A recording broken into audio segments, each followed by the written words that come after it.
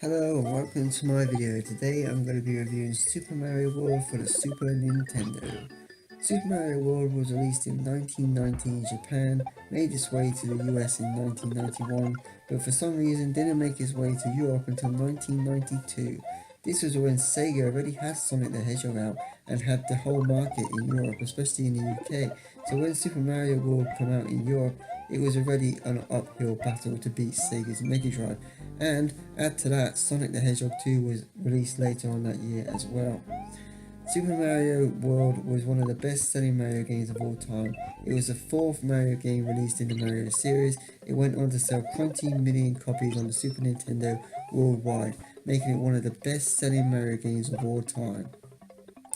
Let's talk about the graphics in Super Mario World. I don't think they're that impressive, because at the time Sega already released Sonic the Hedgehog, and Sonic the Hedgehog had much better graphics than Super Mario World.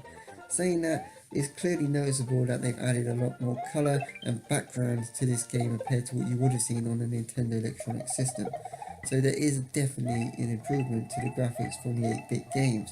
But overall, the graphics are not that great. They're acceptable for the time, but they're nothing special.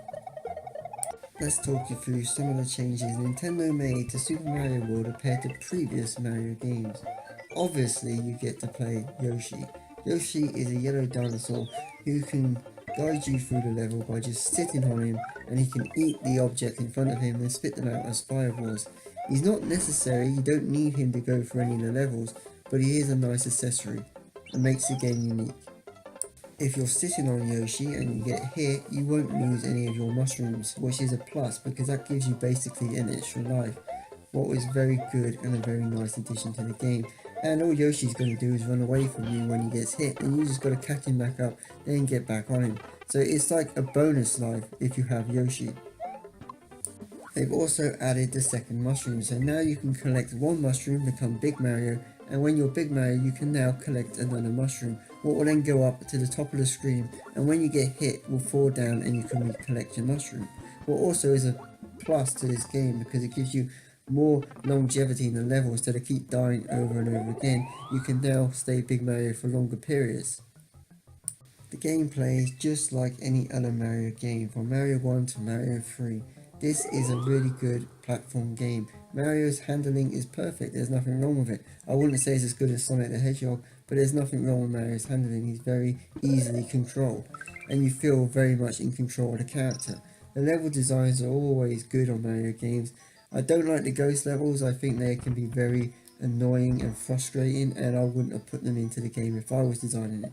But besides that, I think the Mario levels are pretty easy to get used to and pretty easy to master.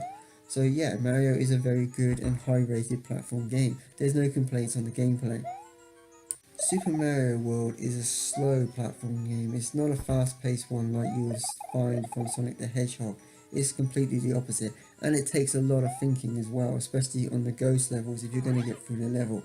And there's lots of secret things you can find on Mario games, what makes it a plus because you can always go back and play the game again and find things you wouldn't have found the first time round.